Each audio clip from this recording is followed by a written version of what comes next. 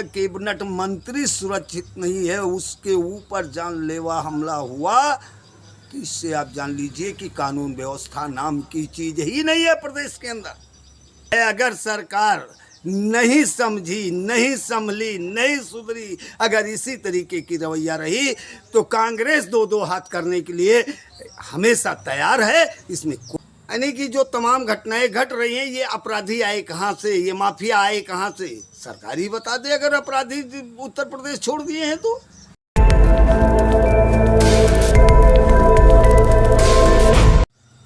नमस्कार, मैं विजय यादव, आप देख रहे हैं आज का लाइव। उत्तर प्रदेश में कानून व्यवस्था को लेकर उठ रहे सवाल पर आज हमारे साथ चर्चा करने के लिए कांग्रेस जिला महासचिव फूलचंद यादव जी मौजूद हैं। आपका बहुत बहुत स्वागत है हमारे चैनल में। आपके चैनल को धन्यवाद है। प्रदेश में, उत्तर प्रदेश में उठ रहे इस तरह से कानून व्यवस्था पर सवाल, आए दिन हो रहे हमले पर जो इस तरह की स्थितियां बनी हुई हैं, इस पर आप क्या कहना चाहेंगे? देखिए, ऐसा है, पहली बात तो मैं आपके चैनल को धन्यवाद देना चाहता हूं, जो कि आप कानून व्यवस्था और तमाम सरकार से घिरे हुए सवालों को उठाने का काम कर रहे हैं। रही बात कानून व्यवस्था की, तो आप ये जान लीजिए कि प्रदेश में कानून व्यवस्था नाम की कोई चीज़ रह ही नहीं गई, क्योंकि ना तो सड़क पे महिलाएं, ना तो सड़क पे सबसे बुद्धिजीवी कहे जाने वाले एडवोकेट, और जेल के अंदर जिस जेल को लोग क्या, अपराधी, इस सरकार से पहले जो सरकारें हुआ करती थी, उनमें जब पुलिस अपराधियों को इनकाउंटर के लिए खोजा करती थी, तो अपराधी धीरे से हाजिर होकर के और जेल के अंदर चले जाते थे कि हमें वहाँ सुरक्षा मिलेगी, और वो सुरक्षित रहते थे। लेकिन आज एक पूर्व कैबिनेट मंत्री, ठीक है, मैं मानता हूँ उनके ऊपर मुकदमे हैं, मुकदमे चल रहे हैं, वो अदालत का काम है। अदालत जो भी सजा, उन्होंने क्या गलत क्या सही किया, वो अदालत का काम। लेकिन आज वो एक कैबिनेट मंत्री सुरक्षित नहीं है, उसके ऊपर जानलेवा हमला हुआ, तो इससे आप जान लीजिए कि कानून व्यवस्था नाम की चीज ही नहीं है प्रदेश के अंदर। एक दलित राज्यसभा सांसद के साथ पुलिस द्वारा इस तरह से दुर्व्यवहार किया गया, इस पे क्या कहेंगे आप? देखिए, ऐसा है, विपक्ष के जितने भी नेता हैं, चाहे वो राज्यसभा सांसद हों, चाहे लोकसभा सांसद हों, चाहे विधायक हों, विपक्ष के जितने नेता हैं, जितने लोग सरकार के खिलाफ आवाज़ उठा रहे हैं, उनके लिए यह सरकार, चाहे वो पुलिस हो, चाहे वो माफिया हो, उनको फ्री छोड़ रखी है कि ये बोलने न पाएँ, ये कहीं आने न पाएँ, कहीं जाने न पाएँ, किसी की पीड़ा न सुनने देखने को पाएँ। इसलिए आप ये जान लीजिए कि इस सरकार में विपक्ष कहीं सुरक्षित है ही नहीं। सरकार तो कहती है कि जब से हमारी सरकार आई है, भाजपा की सरकार आई है, तब से जो है उत्तर प्रदेश का जंगल आज खत्म हो चुका है, कानून व्यवस्था स्थापित हो चुकी है। तो आप देख लीजिए कि जेल के अंदर कैबिनेट मंत्री पर जानलेवा हमला होता है। हमारे अयोध्या फैजाबाद में एक समोसे की दुकान है, उसके सामने तीन एडवोकेट के ऊपर जानलेवा हमला होता है। भारी कचहरी के अंदर, न्यायालय के अंदर वकील के ऊपर जो है एक दूसरे वकील के द्वारा हमला किया जाता है। कहाँ है कानून व्यवस्था? सरकार तो कहती है कि सारे अपराधी जो है वो या तो जेल में हैं, या तो प्रदेश छोड़ के भाग चुके हैं। तो फिर सरकार ही बता दे। जो तमाम घटनाएं घट रही हैं, चाहे वो कैबिनेट मंत्री के ऊपर जो हमला हुआ, चाहे वो सड़क के ऊपर एडवोकेट के ऊपर हमला हुआ, यानी कि जो तमाम घटनाएं घट रही हैं, ये अपराधी आए कहाँ से, ये माफिया आए कहाँ से, सरकार ही बता दे। अगर अपराधी उत्तर प्रदेश छोड़ दिए हैं तो इसका मतलब सीधा जो है सरकार ने इन अपराधियों को पाल रखा है। इसलिए ना तो आज तक उत्तर प्रदेश छोड़े हैं और ना जेल के अंदर गए। सरकार तो कहती है कि ये सारे काम लगभग विपक्ष ही करवाती है, जिससे जो है वो सरकार की छवि बदनाम हो। तो ये भी आप देख लीजिए, अभी बिहार में जब वोट चोरी का मामला चल रहा था, राहुल जी ने जो है उस मुद्दे को उठाया।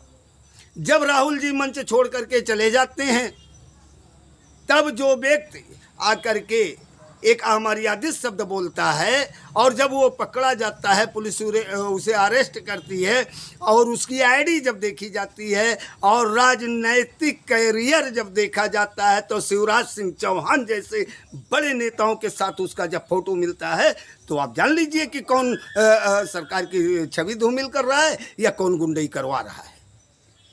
अगर एक सांसद और पूर्व मंत्री खुद को सुरक्षित महसूस नहीं कर रहा है, तो जनता क्या महसूस कर सकती है?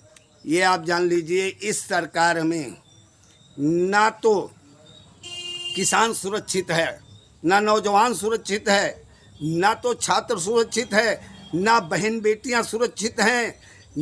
सुरक्षित है अगर कोई तो वो अंधभक्त सुरक्षित हैं, जो रात दिन केवल सरकार का गुणगान करते हैं। जो सरकार से सवाल करेगा, जो रोजी रोटी मांगेगा, जो कपड़ा मांगेगा, जो मकान मांगेगा, वो सुरक्षित नहीं रहेगी। यह है सरकार की पॉलिसी। आए दिन जो घटनाएं घट जा रही हैं, इसमें क्या मानेंगे आप कि यह सुरक्षा की चूक हो सकती है या फिर कानून व्यवस्था के आड़ में, प्रशासन के आड़ में विपक्षी नेताओं को दबाने, उनको डराने की चाल हो सकती है? देखिए, ये सरकार चारों तरफ से घिर चुकी है। इनके पास कोई मुद्दा है नहीं। ना तो इन्होंने विकास का काम किया है, ना तो इनकी सरकार में सुरक्षा किसी को मिली है कि कोई सुरक्षित रहा हो, ना तो इन्होंने शिक्षा में, अब सीधा सीधा देख लीजिए, शिक्षा में जो है कहीं भी इन्होंने ना तो कॉपी किताब पे कोई छूट दिया है, ना फीस में कोई घटोतरी हुई है। मतलब इन्होंने कोई एक ऐसा काम नहीं किया जिससे ये जनता के बीच में जाए। जब विपक्ष ने इनको चारों तरफ से घेरने का काम कर दिया, तब इनको जो है, जब कुछ नहीं सूझा, तो केवल विपक्ष के नेताओं को दबाने के लिए गुंडई पर उतर आए हैं। सीधा सीधा आप ये जान लीजिए कि जिस तरीके से अंग्रेज जब हमारे पूर्वज उनसे अपनी आज़ादी मांगने की बात करते थे, तो वो हमारे पूर्वजों पर लाठियाँ बरसाते थे, हमारे पूर्वजों पर डंडे बरसाते थे। उस तरीके से यह सरकार हम लोगों पर जो है, हमारे नेताओं पर जो है, हमले करवा रही है। सरकार कहती है कानून व्यवस्था अच्छी है और विपक्ष जो है वो मिलकर आए दिन धरना प्रदर्शन किया करता है, शासन को जो है बदनाम करने की कोशिश करता है। एक चीज़ मैं आपके चैनल के माध्यम से जानना चाहता हूँ, धरना प्रदर्शन ये हमारा मूल अधिकार है। ये जो है हमारे संविधान में, मैं किसी बात को लेकर के अगर धरना प्रदर्शन कर रहा हूं, तो सरकार का ये काम है कि सरकार अपने अधिकारियों के द्वारा हमारी समस्या को सुनने का काम करे, न कि हम पे लाठियां बरसाने के लिए। अभी पिछले दिन आपने देखा, यूरिया खाद के लिए जो है तमाम किसानों के ऊपर लाठियां बरसाई गई। विपक्ष कहाँ इनको बदनाम कर रहा है?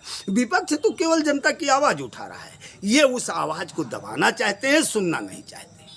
अभी तो शासन प्रशासन का बयान आया था कि क्षेत्र में, प्रदेश में कहीं यूरिया की कमी नहीं है। यह जो शासन प्रशासन का बयान आया है, आपने भी देखा है और तमाम अधिकारी भी देखे, डीएम साहब तक को जो है आगे आना पड़ा। 20 दिन हमारा किसान लाइन में खड़ा हुआ और जो है धूप में तपता रहा। उसके बाद पुलिस उनको लाठियां भी देती रही। तब जब हम लोगों ने यह आवाज़ उठाया और तमाम हमारे नेताओं ने सरकार को घेरने का काम किया, तो 20 दिन के बाद तब सरकार के कान पर जुआं रेंगी और 1 महीने के बाद हमारे किसानों को यूरिया मिलना शुरू। कानून व्यवस्था को लेकर आपकी पार्टी की क्या तैयारी है?